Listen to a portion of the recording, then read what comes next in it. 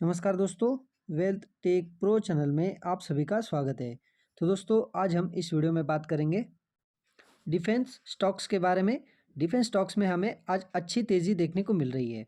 साथ ही साथ इस सेक्टर ने हमें पिछले कुछ सालों से अच्छे खासे मल्टीबैगर रिटर्न दिए हैं और अपने इन्वेस्टर्स को मालामाल किया है। दोस्तों, आज इसी सेक्टर से रिलेटेड एक बड़ी न्यूज़ आते हुए दिख रही है गवर्नमेंट ऑफ इंडिया की तरफ से। तो इस न्यूज़ को हम डिटेल में स्टडी करेंगे, तो आप वीडियो को अंत तक देखिएगा। सबसे पहले बात करेंगे इंडियन आर्मी, इंडियन नेवी और इंडियन एयरफोर्स के रिक्वायरमेंट्स के बारे में। जो हमारी तीनों सेनाओं से रिलेटेड जो भी रिक्वायरमेंट्स है वो दिन ब दिन बढ़ती ही जा रही है। जैसे हमारे एनिमी है वो भी उनके सेनाओं से रिलेटेड रिक्वायरमेंट्स को फुलफ़िल करते हैं, वैसे ही हमारे गवर्नमेंट को हमारे सेना से जो भी रिक्वायरमेंट आती है उनको फुलफ़िल करना ज़रूरी होता है या करते हैं। इंडियन एयरफोर्स को सबसे पहले फाइटर जेट्स की सबसे ज़्यादा रिक्वायरमेंट होती है। साथ ही साथ उनके ट्रांसपोर्ट हेलीकॉप्टर्स, छोटे हेलीकॉप्टर्स, बाद में attack helicopters, missiles, anti ballistic missiles, anti tank missiles, ऐसे बहुत सारी चीज़ों की इंडियन एयरफोर्स को ज़रूरत पड़ती है।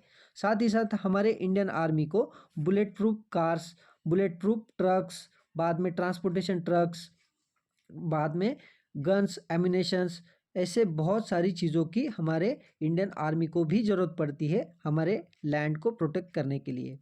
साथ ही साथ हमारे नेवी को सी के नीचे पनडुब्बी की भी ज़रूरत पड़ती है और सी के ऊपर प्रोटेक्ट करने के लिए ships, fighter jets, helicopters, missiles, anti ballistic missiles और ऐसी बहुत सारी चीज़ों की हमारे इंडियन नेवी को भी ज़रूरत पड़ती है। दोस्तों, तो उसी से रिलेटेड आज हमें एक बड़ी न्यूज़ देखने को मिल रही है मिस्टर राजनाथ सिंह की तरफ से।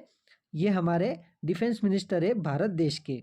तो इन्होंने एक बहुत ही बड़े कॉन्ट्रैक्ट से रिलेटेड अप्रूवल देते हुए दिखे हैं। डीएसी ने ऐसे ही बड़े कॉन्ट्रैक्ट्स को अप्रूवल दिया है और इन्होंने इस कॉन्ट्रैक्ट को ग्रीन सिग्नल देते हुए इन सब चीज़ों को अप्रूवल भी दिया है। तो चलिए डिटेल में जान लेते हैं इस न्यूज़ को।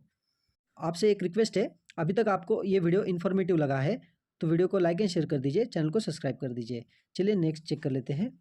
सबसे पहले आप स्क्रीन पे देख सकते हो defence stock rise as DAC sanction 80,000 crore projects. आप डेट भी देख सकते हो 16 फेब 2024।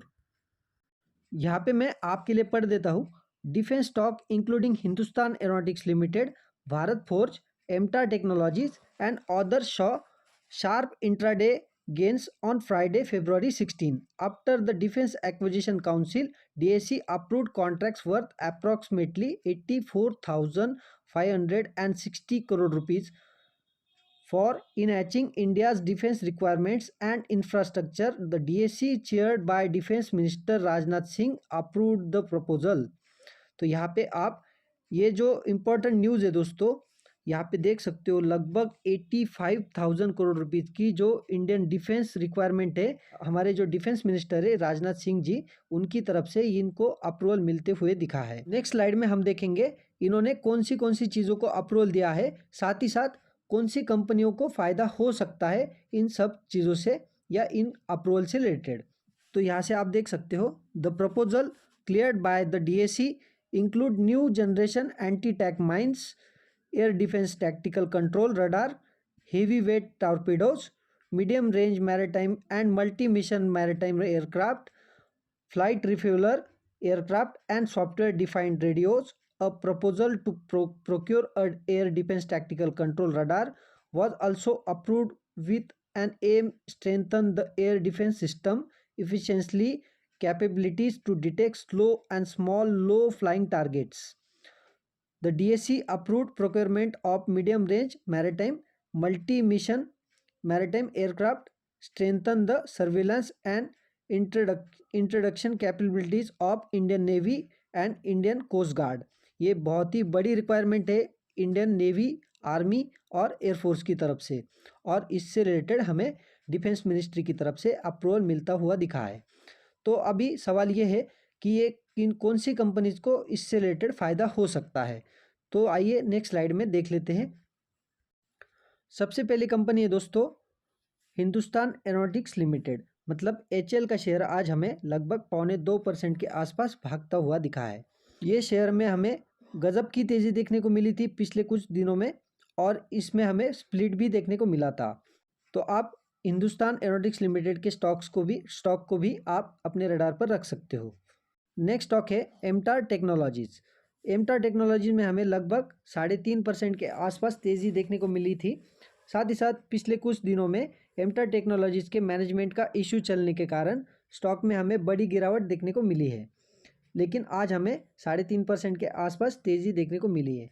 इस स्टॉक्स को भी आप कंसिडर कर सकते हो। लेकिन मैं यहाँ पे आपको बता दूँ, मैं ये वीडियो सिर्फ एजुकेशनल पर्पज़ के लिए ही बना रहा हूँ, ना कि कोई रिकमेंडेशन है इन स्टॉक से रिलेटेड। कोई भी इन्वेस्टमेंट करने से पहले आप अपने फाइनेंशियल एडवाइज़र से बात करके ही कोई बाय सेल करना है।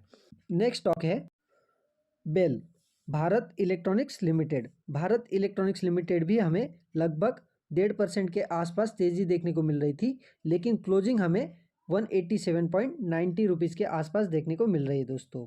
तो इस स्टॉक्स को भी आप डिफेंस सेक्टर में आप कंसिडर कर सकते हो। आज का चौथा स्टॉक है भारत फोर्ज लिमिटेड। ये भी डिफेंस सेक्टर का एक बहुत ही अच्छा स्टॉक है। इसमें भी आज हमें 2.25% के आसपास तेज़ी देखने को मिल रही है। इस स्टॉक्स को भी आप लॉन्ग टर्म में स्टडी कर सकते हो। तो आप इन सब कंपनियों को अपने रडार पर रख सकते हो या इनमें डिटेल में स्टडी कर सकते हो दोस्तों।